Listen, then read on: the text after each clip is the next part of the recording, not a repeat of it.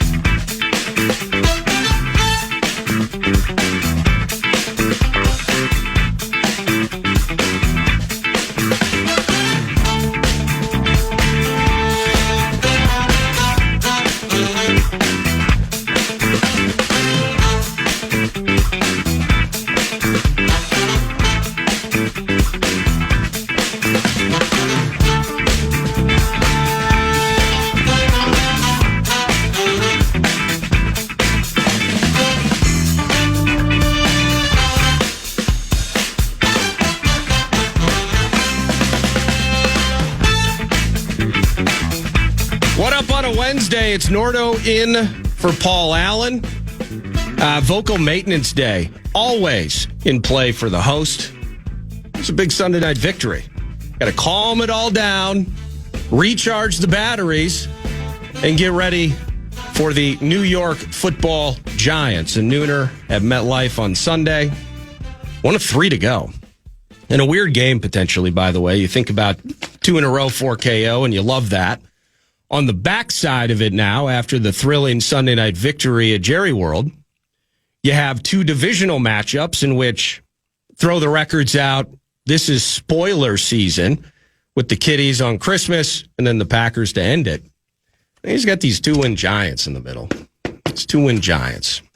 So we're looking forward to digging back into that tomorrow with the host of 9 to noon PA.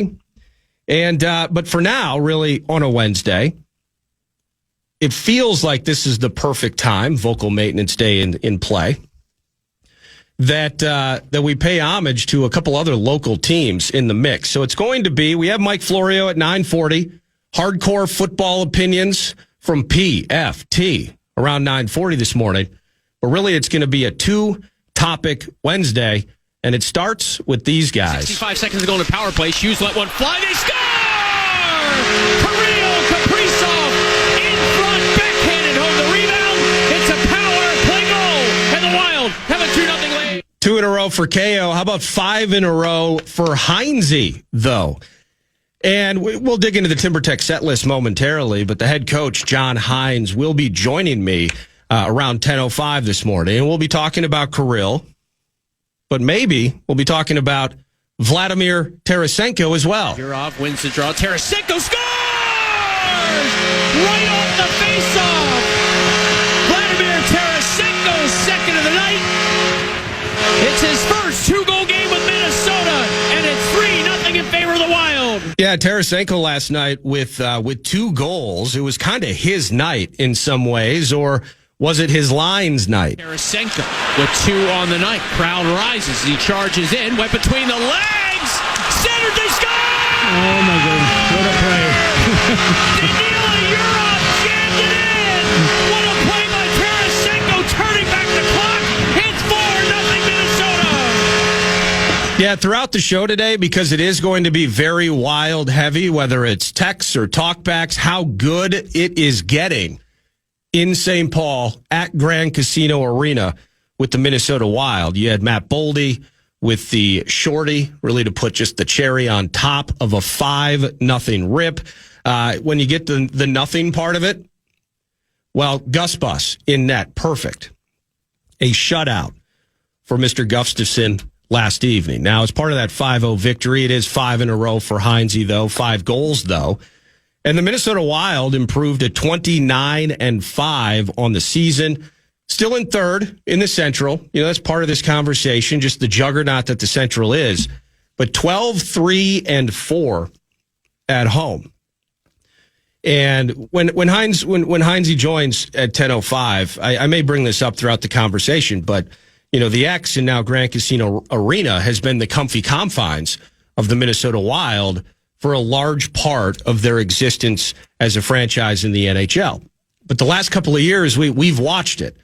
Where it's Sabres in town, it's a little tougher than it should be. You're finding your way to losses, or you're dragging your way to a point in overtime or a shootout in front of the home fans. How do we pay the fans off with a win? And just kind of watching as this season is continuing to unfold. You're less than halfway into this thing, 34 games, but they're making the home ice truly an advantage. And truly just an awful place to play for the visitors. And we saw it last night. Caps are no joke. They're third in their division out east. And one of the better defensive teams thus far in the 2025-26 campaign. And the Wild just made a mess of them. They were nothing. They were a speed bump as part of that 5-0 win. Quinn Hughes didn't find his way into the net. He did find his 22nd assist of the season last night. That was on Kirill's goal. You heard it there. Kirill's 21st tally of the season. You get Vladimir Tarasenko. I'm kind of wondering, just at this stage in his career, so many awesome seasons, so many great moments for Tarasenko in the NHL. What's it like trying to bring him along and maybe help him recapture some of that? But he gets the 2 goals last night. We're loving it. Excuse me. But I had to play the year off highlight. How about that line last night? Now, I don't know what we call them. I'm not in the nickname making business. So I'm just going to roll with the Krem line. Generated 4 goals and 3 dimes last night as part of that shutout victory. It's hard to shut out teams in the NHL. We get that. We know that. One impressive statistic. Not just that they're climbing up the charts. They may be second or third in the NHL right now overall in goals allowed. The shutouts certainly assist in that. It's 2.52, we'll call it. It's their 7th shutout of the season in 2025. And that's by far the most in the NHL. I think the next team, and I didn't see what the final score was there for the Islanders. But the Islanders are next in shutouts with 4. Now, still early stages of the season. But just think about where this team has been in terms of the injuries and just the malaise really over that first 10-game stretch of the season. They have been red freaking hot ever since, starting with the netminders, the tandem there. And then how about our new, fresh, hot defensive pairing with Hughes and Faber? And what they were able to do, not just last night, but just what that looks like. Small sample size, 2-game stretch. I don't feel like there's going to be buyer's remorse in this Quinn Hughes conversation. How good has he looked? And now we're getting to watch him up close. I think he had played, we'll call it 15, 16 games against the Wild without digging deeply into his game logs. And he's good. These players are good. You watch the highlights, and now you see him wearing your favorite team's sweater. Now you get to see him playing for your team every single night, and it is a beauty to watch. So whether it is Russo in the mix today, we have Pat Micheletti. We haven't had Pat Micheletti on the show in a long time. He's actually going to be in studio. Hockey heavy. It shall be 9 to noon. But then also tonight, we're your home for Wild hockey, and Wild get a day to chill. I think they're headed to Columbus next. Will we get to see this guy tonight? Goodwin looking to attack Conley. Right inside, missed the layup. Edwards surveys the scene, puts into overdrive, floats it up, got it, and the foul. Great recognition by Edwards. Anthony in this foot, a guy that never misses games, has missed 6 or 7 thus far early on in the season, and it's foot-related soreness, so we need him to feel good. We need him to get back to 100%. You have the Fighting Memphis Grizzlies in town this evening, 7 p.m.-ish tip and you're going to get to hear that Alan Horton on the call, free iHeartRadio app. They've won the last 2 without him. And it's just interesting when we get to see the game tonight. Now, the Grizzlies coming in, they started 4-11. New head coach related bit, John Morant. He's hurt, can't play, misses 10 games, comes back, retweaks his ankle. I remember those. Sam's producing. Sam, good morning. Sorry to clomp on you. Sorry to clomp on you here, but I know you follow the Wolves. But you remember hearing trade rumors like, John Morant, what that would look like with Ant? Of course. Well, we would never get to see it because John Morant can't take the court. Right. He can't stay healthy. And just so, all jokes and trade rumors and everything aside, John Morant talented when he's able to play. But there's just kind of a dark cloud over Memphis right now in terms of what they thought they had. Now there's no more Desmond Bane. Jaren Jackson has struggled with injury and such. And the days of those Grizzlies being kind of the bugaboo of the Minnesota Timberwolves is probably far in the rearview mirror, don't you think? Absolutely. I'm just looking at the standings right now. They're 9th in the West. Yeah. So they'd be playing for that last play-in spot. And that's and by the way, the Grizzlies, they started 4-11. They've won 8 of their last 11. So they're finding their way down the road here and adjusting on the fly, but just the inconsistency of their ability to put Ja on the court. And then on our side of things, what I'm interested to see, if Ant is back, what do they do with Bones? How about Bones? Right. 18 points the other night. I think he was 6 or 7 out of 10 shooting. And now Bones Highland, interesting. He lit the NBA world on fire. This is like 3-4 years ago, when he just could not miss for the Nuggets in the postseason. And then he just disappeared into the mist. And I think he ended up with the Clippers. And now we're seeing him here. And clearly, Dillingham just is not an option at this particular point in time. So it's Bones Highland. Right. And if Ant is back, what happens to Bones? DiVincenzo's looking the part. And just... Again, weird year when you don't have the stable spot there. When Ant goes for 40, Jaden McDaniels is 1 of 8. When Ant has 7-8 assists and Naz Reid suddenly has 20 and Jaden has 20. Like how that mix is, or sadly in some cases, is not working. And the team, winners 7 of 8, still kind of finding W's while finding their way through the mess at that spot. Maybe it's Bones. What happens to Bones tonight? If Anthony Edwards returns. Now, if he doesn't return tonight, well, OKC's around the corner. We got to have Ant back for that, I think. I hope. I believe that we should. So it's a 2-topic Wednesday with Sam filling in. You heard him. I'm Nordo in for PA. Vocal maintenance days in play. And as part of that TimberTech set list, thank you, TimberTech, timbertech.com.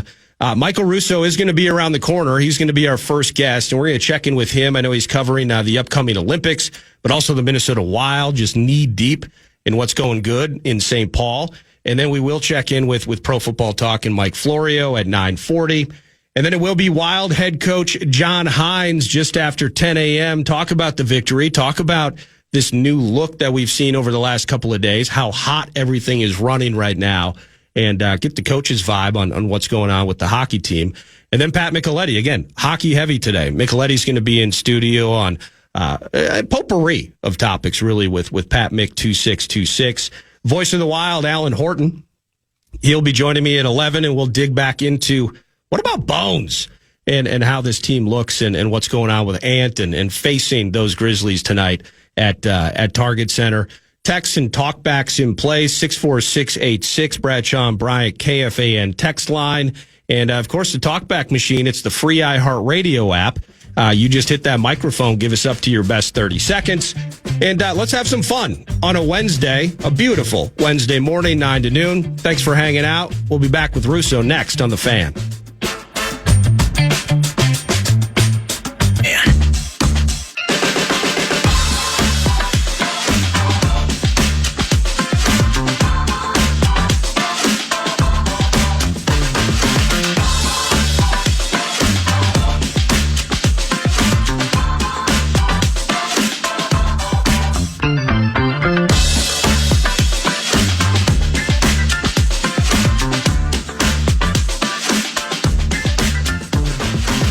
Welcome back. Joining me now, it's Nordo in for PA 9 to noon, at Russo Hockey via X, covering the Wild, the NHL, and I want to ask him about the Olympics, too, for The Athletic, theathletic.com. How are you doing this morning, Michael? I'm good. How are you? Oh, I'm doing really well, actually. Pumped up about this hockey team, and I will dig into the Wild here just in a moment, but you had some Olympic-related duties, I believe, yesterday, or maybe it was Monday, and in the end, just with the 2026 Olympics around the corner, really cool part of your job getting to be close to that, and now especially with NHL players being part of that festival. What's been cool about digging into the Olympics as they approach us? Yeah, no, it's been awesome. I mean, I'm going to be covering my third Olympics, and I was supposed to go to Beijing in 2022, but when the NHLers backed out due to the pandemic, Pierre and I did not go. But no, it's just going to be awesome. I mean, I just was around the women's team for a week up in Edmonton, and the United States, they are a wagon. Just dominated Canada for 4 games in a row back in November, and then the 2 games in Edmonton, and obviously, in a single elimination, medal round, anything can happen. So they're not getting too overconfident, but they certainly look like the gold could be theirs. And in terms of the men, I mean, as we all know, the United States men have not won a gold medal since 1980, and Bill Guerin is the man putting together this roster against a really formidable Canada team, and Sweden and Finland and a lot of other great countries. It'd be really interesting if Russia was involved, how good they could potentially be with Kaprizov and I mean, just, the myriad of superstars around the NHL. So it's going to be an awesome tournament. I can't wait to see the roster that Bill Guerin puts together. I covered the 4 nations. They look like a tremendous team. I don't foresee a ton of huge changes on that team, but there will be a handful. Like Tage Thompson, I think, will be there. He was not at the 4 nations, and we'll see if guys like Clayton Keller or Matthew Nyes or any of those type of players could get there. But it's going to be an awesome, awesome tournament in Italy. Yeah, it certainly will. Is it easy for an outsider or just somebody that just loves watching, whether it's the Olympics? I mean, people are wearing the flag on the shoulder or on the chest. They dig that, rooting for the homeland, et cetera. Just look back at that 4 Nations Cup and just kind of project that forward into this is what it's going to look like now that the world's best are allowed and back into the tourney. Yeah, I think it's going to be incredible. Obviously, again, the 4 nations were only 4 nations, but as we've seen many times, teams like Germany and Czechia and Slovakia and Switzerland, they could beat you on any given night. And we've also seen NHL players like Matt Zuccarello has had a long NHL career, and he was really discovered at the Olympics in Vancouver. So, there's just there's something special about this tournament and going up for the stakes that are going to be there in terms of a gold medal. When I look at the United States and the way they played against Canada, they very easily could have won that tournament. They were 1 goal short, losing in overtime with McDavid scoring the goal off the pass from Mitch Marner. But that was a game in overtime where Binnington made a couple unbelievable saves against Austin Matthews that could have easily have given the championship to the United States. So I think that when Bill looks at that tournament, he loves the way that the team played. And now it's just figuring out a way to get that 1 more goal than Canada or some of the other nations. So I think everybody's expecting that Canada and U.S. will meet up in the gold medal game. But it really, as we've seen, I mean, Sweden's got an incredible team, and some of these other nations as well are going to have a chance. And in a single elimination in the medal round, anything can happen. And this is probably a dumb question, but the fact that they haven't been in the last couple of Olympics, is this a marketing opportunity that the NHL has missed in terms of getting their players on that stage? And is that part of kind of the conversation and the excitement around having them back in 2026, whether it's injury issues and other things? Just put that aside. Like this is a good opportunity for the NHL. Yeah, I mean, I think if you ask the NHL and its owners, they're probably less excited than the players. I mean, the players in this past collective bargaining agreement, that was one of their biggest gets, was to go back to the Olympics. And it's something that the players want, to play best on best against the country. The international tournament is going to be going on the NHL's calendar now every 2 years for indefinitely, where they're going to have a World Cup every February, every 2 years, then 2 years later, the Olympics. And so this is going to be a common thing that we see for a long, long time. And so, from a marketing standpoint, as you're right. I mean, they haven't been there since Sochi. That was 12 years ago. And I think that the league could benefit greatly from that. But, the one awkward thing about the Olympics with the NHL is they really get nothing for it. They don't benefit financially. It's their players that they're putting at risk. The IOC gives them no ability to even, they've got to fight for everything from using video to everything. Yet it's their players that are putting on the show. So that's always an awkward thing when you talk to the league about the Olympics. I guarantee you, if Gary Bettman's on your show right now, he would tell you that he probably wouldn't want to be there. But the reality is that this is going to be an exciting thing for the game. And I think that a lot of not just hockey fans, but people that just love the Olympics are going to tune in and enjoy the show, because the games at the Four Nation were incredible. There was no room out there. It was fast. It was skilled. It was physical. And if you're a Wild fan, you're going to love it, because the Wild are going to have 12 players there. Now that Quinn Hughes is on the team, I mean, that's pretty nuts if you think about it, that the Wild are going to have between their 3 minor leaguers that are going to make it and 9 guys on the NHL team. It's pretty crazy. Up to 9 guys that they could have there. It's pretty sweet. Well, and somebody just texted this in, but it did pop in my head. They both played 27 minutes last night. I mean, could Faber and Hughes be the top pairing for Team USA? Yeah, I wrote about that the other day. I think there's a lot of people that just believe that it's a given that Slavin and Faber, Jacob Slavin for the Carolina Hurricanes, are going to be a shutdown pair because they were so incredibly good at the Four Nations. But remember, Quinn Hughes had to back out of the Four Nations because he was injured at the time. Well, now that Hughes is going to go there and be the United States #1 defenseman, they're going to have to just recalibrate the defense pairs based just solely on that. And I think that if Quinn and Faber in the next month develop the type of chemistry that we have seen the last 2 games from them, I think they absolutely could be the #1 pair in the Olympics. And, wow. Faber has been playing incredible hockey now for 6 weeks in a row. But the last 2 games, I mean, just the way that he defended last night was just magnificent. I mean, Ovechkin could do nothing against him. It was crazy to watch how well. Now, I know we're at a point in Ovi's career where it's like he can't skate, especially, by the way, when he's in town for 3 days like he's Pitt. So he didn't exactly play his best game yesterday, but Faber made his life miserable, and we know how good of a player Quinn is. Nobody could skate like him. In fact, it's funny. Somebody asked me the other day, why does Quinn fall so much? And I asked around in the locker room yesterday, and it's because he goes down so tight on his edges and makes these sharp turns that he's actually hitting plastic on the ice. And he says, it's like, he told the Wild equipment trainers, this is nothing you're doing wrong. This is just the way that I skate. You're going to see that I fall a lot, because he takes these unbelievably sharp turns on his edges. But yet he's still one of the most elite skaters that I've ever seen from the back end. And you put him with Faber, who we all know is one of the elite skaters in the NHL. It could be a special pair in Milan if Mike Sullivan wants to go that way.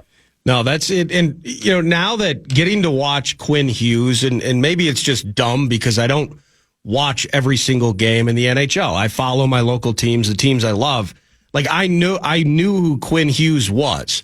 But the seeing him in our sweater and watching him play, it's been otherworldly, on top of just some highlights and then other games, specifically when he was in Vancouver against the Wild.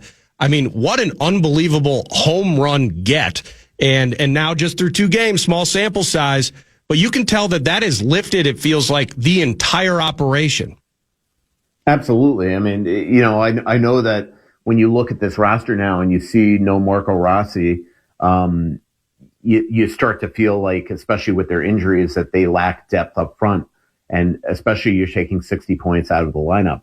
But what Quinn brings you is those, not just the 70 or 80 points that he could get, but it's the constant getting the puck out of the own zone that makes everything else click. And then you go wave after wave because of that. And because he plays half the game, essentially, it's the perfect way to defend. And you just see him get up and at him all the time, of that puck up the ice and into the hands of the forwards. And then you add his dimension on the power play, which is just incredible.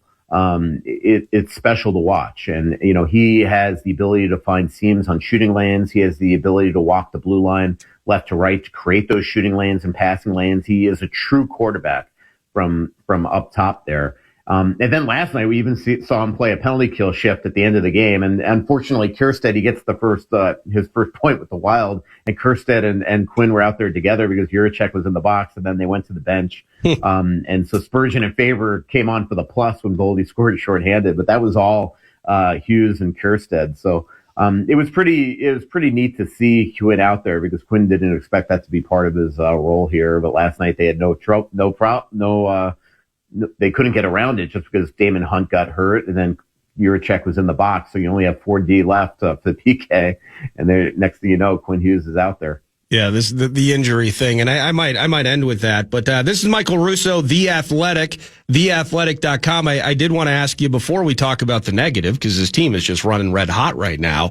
How about this Krem line, man? With Urov getting the goal, we're talking about a team that needs a center, and Urov showing up. Tarasenko gets a couple goals last night. Kaprizov assisted by Hughes on his 21st of the year. The Krem line is awesome. Yeah, a bunch of Ruskies out there, and and really Matt Boldy, it was like the easiest gamer until Boldy scored because the only offense came from Tarasenko, Urov, and Kaprizov last night, and then Boldy kind of messed that up. But yeah, that line with Trenyan, who's been outstanding here for about a month, physical, adding a lot to their forecheck, and then you just see Urov and Tarasenko, and it felt like Tarasenko's been playing better the last 3 or 4 games, but it really felt like Urov helped unlock him yesterday. You saw in the one goal, his second goal, Tarasenko, Urov essentially told him where to stand, and he wins the draw cleanly to him, and he scores. And then he assisted on Tarasenko's first goal, and then Tarasenko turned back the clock, coming up the ice, hustling. He was skating well all night, goes between his legs when he cuts to the middle, backhands right to open space for crashing Urov for that goal. So, it's been really cool to see Urov get better and better now. I think that Urov and his vast improvement and what the Wild really see from him in the future is one big reason why Bill Guerin felt comfortable putting Marco Rossi in this trade. And, I give the amateur scouting staff and Judd Brackett a lot of credit for really going out and just think of how this trade to get at Quinn Hughes happens. It's because they draft Marco Rossi. It's because they, in a very tight 3-minute window, make a trade with Philadelphia to get Zeev Boyum. And then obviously the strategy in the Liam Ogren draft with Danila Urov to take Ogren first, even though they wanted Urov first, trusting the fact that because he was a Russian that teams wouldn't take him. It was a really incredibly gutsy strategy by Judd Brackett to do that, because again, they had 2 picks, 4 parts of, I think 4 slots apart, and they took the players second on their list first, hoping that Urov would still be there when they were drafting the second one, and then so Ogren winds up going in there. It's pretty neat strategy, and all 3 of those guys are the reason why you can get a player like Quinn Hughes. If one of those guys is not on the team, they probably don't get this trade done. Wow. And then Billy G, man, I mean, good times, bad times, but he jumped headfirst into this thing, and I'm loving every second of it.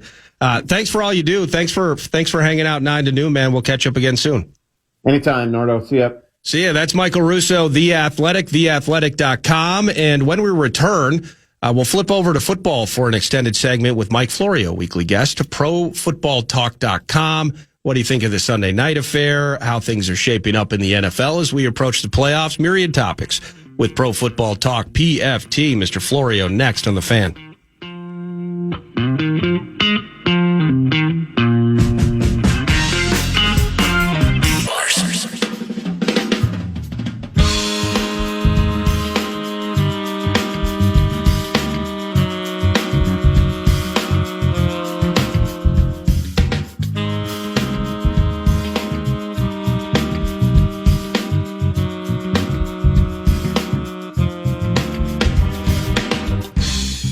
Welcome back, 9:41 a.m. here in Minneapolis. Nordo in for PA. Vocal maintenance days, always important this time of the year. 6 and A Radio continues on with a boost from Mike Florio, Pro Football Talk, profootballtalk.com, at Pro Football Talk via X. Mr. Florio, good morning. Thanks for the time. Hey, man, how are you today? Oh, I'm fantastic. Absolutely. And with the gift-giving season in play, one of the reasons I wanted to bring you on is I know that you have written multiple books, and I was just curious maybe if you had any gift ideas potentially for those wanting to stuff some stockings this time of year. Oh, the easiest way to stuff a stocking is to order a copy of On Our Way Home. It's my Christmas/ghost story that lands at the intersection of A Christmas Carol and It's a Wonderful Life. It can be had for $9.99. It is a quick and easy way to check off names on the gift list, and it is small enough that you can kind of curve it like an old newspaper and slide it down, depending upon the size of the stocking, maybe slide it inside. I think it's possible, or you can just wrap it like a normal gift. But either way, $9.99, things don't get much cheaper than that. And if you're inclined to sample the ebook for yourself, it is a mere 99 cents. And tomorrow, the 18th of December, is day 4 of a season-long 5-day free ebook giveaway. Not the print book, but the ebook will be free tomorrow, the 18th. And I think one more day I'm going to do the 22nd, because that's the day on the calendar when the action begins in On Our Way Home. It covers just a handful of days in late December, starting on the 22nd, 3 days before Christmas. So the 22nd is a good day to also make it free. But the print book, $9.99, come on, that's nothing. And hey, I know it's the thought that counts, but if you got a lot of people to buy for, the less thought you have to put into it, the easier it is. So boom, boom, boom, order 5, 6, 7, give them to folks that you think would benefit from an entertaining Christmas story that has a good message in it that really wasn't intended, but when I finished it, it's like, there's a decent message here.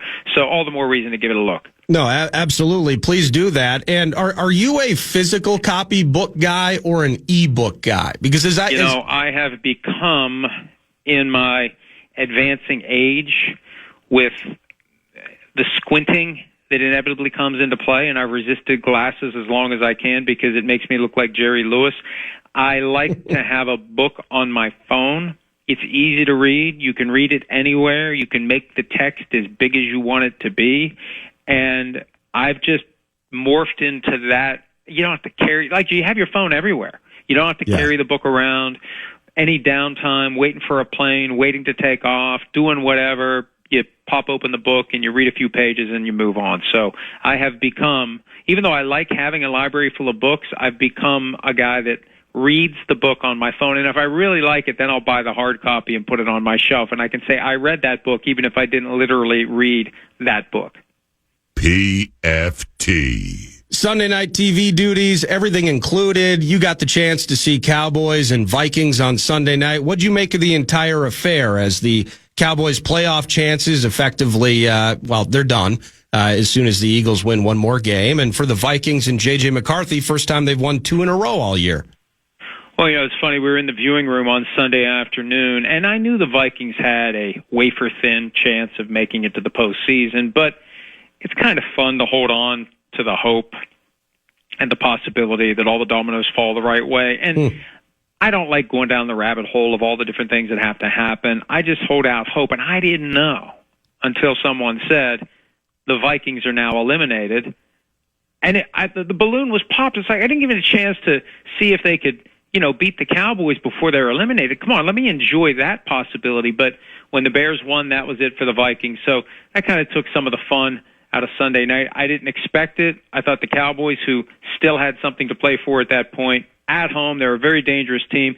Get out to a lead, build the lead, unleash the pass rush on a young quarterback who had shown plenty of growing pains. So the fact that the Vikings were able to get it together and win that game and gut it out, this is all progress toward deciding whatever's going to happen next year at quarterback. And I still think it would be malpractice to not have a viable veteran alternative who competes with J.J. McCarthy, even if to get the most out of him. But yeah, it was encouraging on a discouraging day to see the Vikings go down and give the Cowboys a little measure of something after 40-3 from 3 years ago.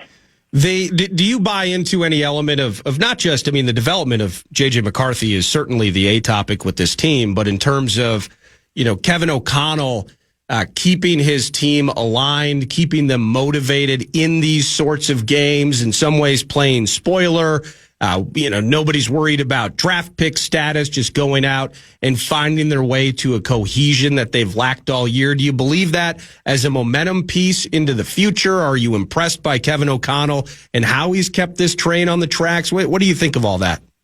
Teams change so much from year to year that it can be a little misleading to say, well, this team finished the season with 5 straight wins, even though they were done. Maybe that means next year they'll pick up where they left off, because there's always going to be changes from one year to the next. But as it relates to the concept of being eliminated and the business proposition, it's good for long-term business to draft as high as possible. We see how much teams give up to move up in the draft from a spot that they quote-unquote earned with meaningless wins in late-season games. They want to be higher when it comes time to make those picks. But I know that there are folks who will say you never want to allow that mindset to creep into your building. Not that the players are ever going to try to lose or the coaches are going to try to lose. The easy way to tank is to say, at a higher level, we're going to evaluate other players. Let's see what the backup quarterback can do. Let's see what the backup offensive lineman can do. Let's see what the backup defensive back can do. There are easy ways to justify an effort to tank by saying we're evaluating talent for the future. But when you accept losing, it makes it harder, I think, to restart the lawnmower with the players who are there next year. You don't want that to be your culture. So if the Vikings can keep winning down the stretch and they've got an opportunity to throw a big fat wrench into the Lions' plans, they can keep the Packers from maybe winning the division. Maybe they could knock the Packers out of the playoffs when Week 18 rolls around, because the Packers right now are hanging on to the 7th seed in the NFC.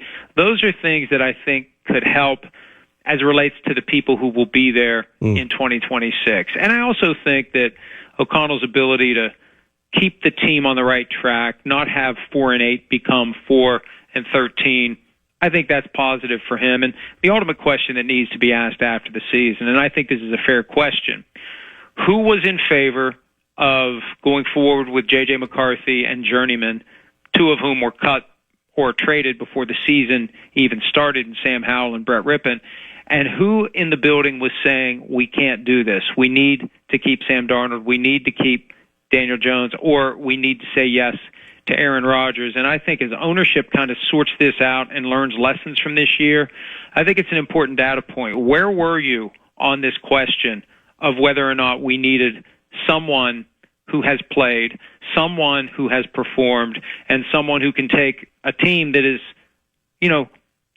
14-3 from last year and continue that while the window is open? And I think that's an important question in determining who should be making the big decisions in the future. I agree with you, and it's a good segue into Thursday night, because it's Rams and Seahawks and a couple of 11-win teams on a Thursday night, Amazon Prime getting paid with that. But I've felt this vibe a bit locally, Mike, where there are some that are almost rooting for Sam Darnold to fail in a big spot like Thursday, almost to fulfill the prophecy that he can't win in huge moments, and therefore it's all good that the team didn't pursue him. I've just felt a bit of that locally.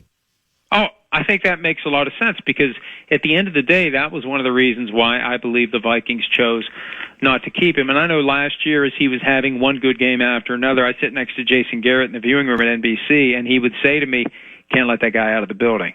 Can't let that guy out of the building. And then the Week 18 game, when the number 1 seed was there to be had, and all of a sudden he had the yips, or whatever we want to call it, where the ball's sailing over people's heads in the end zone, when the Vikings could have taken control of the game early. Doesn't mean they would have won, but there were opportunities there to get on the scoreboard, to put pressure on the Lions, and to maybe emerge with the top seed in the bye week and everything that goes along with it.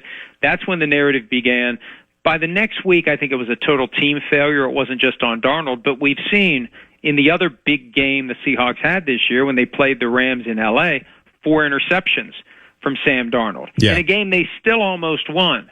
Now this is the game. This is a big deal. This is potentially the game that decides the NFC West, potentially the game that decides the number 1 seed. But I'll say this, if the Seahawks do win, that's not the last big game, because the 49ers are lurking. They're 1 game behind the Rams and the Seahawks, and there's still a way that these dominoes fall, that when it all settles, the 49ers beat the Seahawks Week 18 and win the division and possibly become the number 1 seed. So it's not just Thursday night for Darnold. If he does it Thursday night, he's going to have to do it again Week 18, just like last year. But I think from the standpoint of Vikings fans that are hoping to feel good about the decisions that were made and the decisions that weren't made, if Darnold continues to repeat the narrative that popped up last year, that will make folks feel better. Conversely, if he goes out and has a huge game and the Seahawks win big and they end up being the number 1 seed and they go deep into the playoffs, you're going to have some folks saying, man, if they just would have hung with him a little bit longer, maybe it would have worked out. Few more for you. Mike Florio, Pro Football Talk, profootballtalk.com. He's got books. He's got podcasts. You see him on TVs all over the place, and we love him for it here 9 to noon. With the Vikings out of the mix, we're kind of left watching and just paying attention. We're spectating now. Do you think that the Broncos can win a Super Bowl with Bo Nix? Oh, I think they can. Look, by the time they got to the Super Bowl 10 years ago, the quarterback play wasn't stellar. Now, Peyton Manning in the divisional round win that year against the Steelers, he made some very good decisions at the line of scrimmage, getting them out of bad plays that had been called, realizing that the plays weren't going to work against what he was seeing. That helped. I don't think they beat the Steelers without him in the divisional round, but you could argue they could have beaten the Panthers in the Super Bowl with Brock Osweiler or even a rookie at the time, Trevor Siemian. So the rest of the team is good enough. The defense is good enough. And Nick's had a huge game in a big spot against the Packers with 4 touchdown passes, and he's improving. By the time they get to the playoffs, he will have had 2 full NFL seasons under his belt.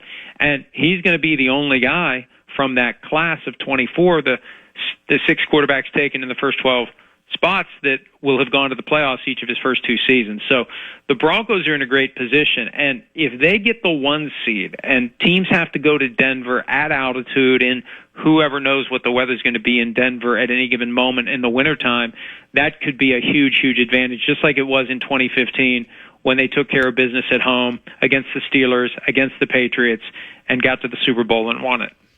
With the Chiefs now in the same division, you got the ACL to Mahomes, which on the LCL, he had surgery on it. So that's going to probably dominate conversations in Kansas City.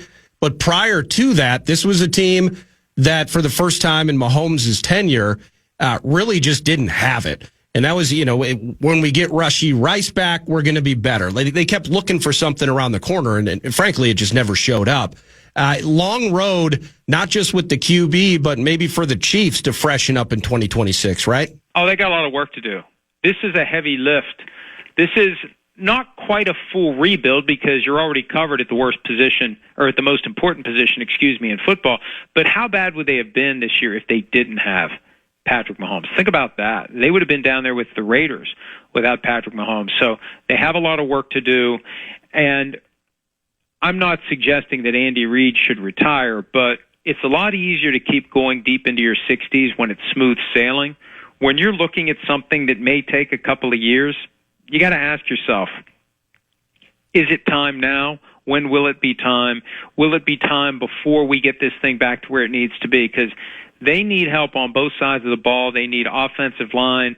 They don't have that Tyreek Hill type of a receiver. I don't know what Rashee Rice is going to become, but he's still a year removed from the ACL. Maybe he'll be better next year or whatever ligament it was, but he had season-ending surgery last year, and the suspension didn't help him get back up to speed. They just have a lot that they need to do, and I'll be curious and I'll be watching to see whether or not Andy Reid decides to come back for another year. I'm not saying that he's thinking about leaving. I'm not saying that he should. All I'm saying is this is the first opportunity he's had since he came to the Chiefs after the 2012 season to ask himself, do I think that I'll still be doing this when this work that we need to do to get back to where we've been comes to fruition?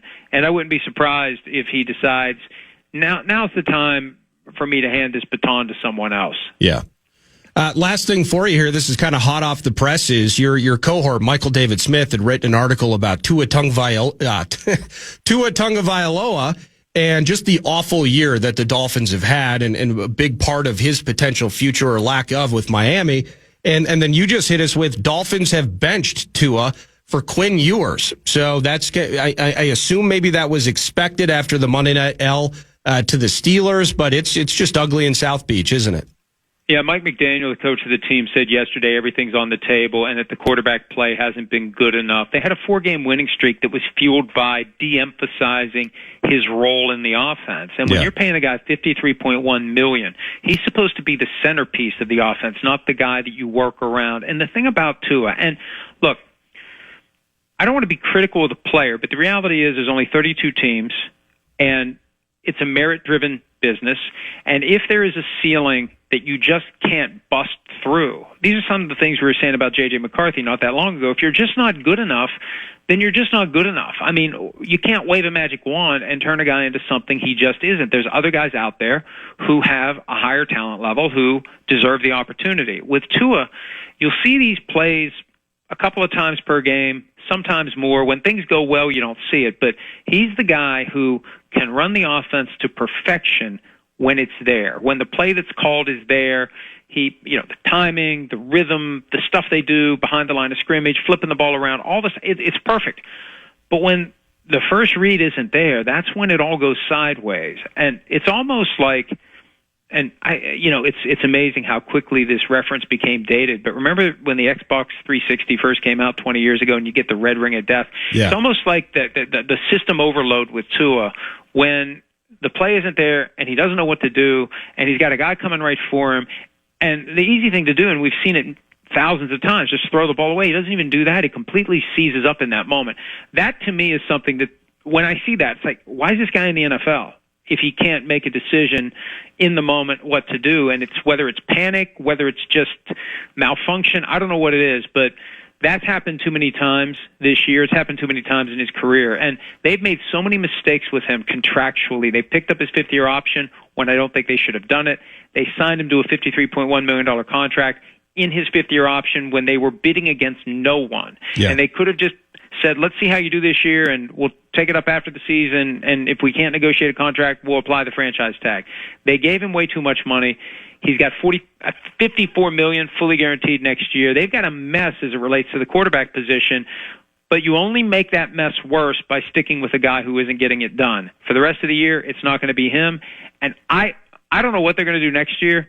I don't know how you have him on the team next year. I don't know how he's the backup, because if the starter struggles, you're going to have that cluster of Dolphins fans that want him back on the field. I think he's going to get the Russell Wilson treatment where he gets cut, he goes somewhere else on a one-year deal for the minimum, the Dolphins pay the rest, and they move on with someone else.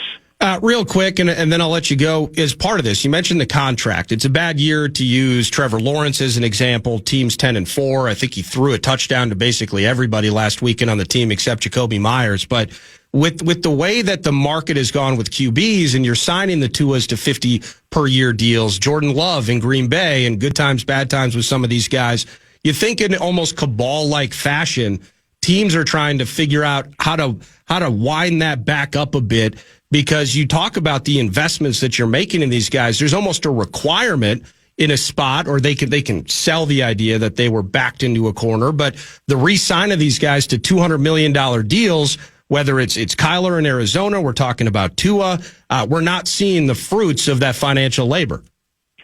I remember in 2019, it was the slow time in June, there was talk about the Rams extending Jared Goff, who had not yet gotten his second contract. And I was very vocal that they should not do it, that you don't pay him market level, highest at the time, and it was like $35 million at the time. It just shows you how much the market has changed in just 6 years. Yeah. And they were very strident about it. This is absolutely the guy you pay. This is the guy you keep. And then 2 seasons later, they attached an extra first round, an extra third round pick to him to send him to the Lions for Matthew Stafford. That 2 first round picks and a third round pick, the way a GM explained it to me, they gave up a first round pick they gave up a 1 and a 3 for Stafford, and they had to throw in an extra 1 to get the Lions to take Jared Goff's contract. That's how bad it got. Now, he's better now, and the move to Detroit was perfect for him, but these teams need to be willing to say no. We're not going to do this. We're not going to pay market-level money just because we drafted you and you're not a bust. There are degrees of success, and if you're at the low end of success, it doesn't mean you should get a market value contract. And a lot of the guys who are the highest paid players on their teams right now at the quarterback position and among the top 10 in the NFL, they're just not getting it done. And when are these teams gonna say we're gonna stand firm here? We're gonna hold the line here, and if we have to go find another quarterback, we will. We're just not going to pay you market level because you've checked some of the boxes, but not all of them. Hey, thanks as always for your time. I know it's Christmas Eve next Wednesday, so maybe we'll catch up with you after the holiday. But thanks for all you do for 9 to noon, my friend. Thank you, pal. See you. That's Mike Florio, Pro Football Talk, ProFootballTalk.com. Head coach of the Minnesota Wild, John Hines, is next right here on The Fan.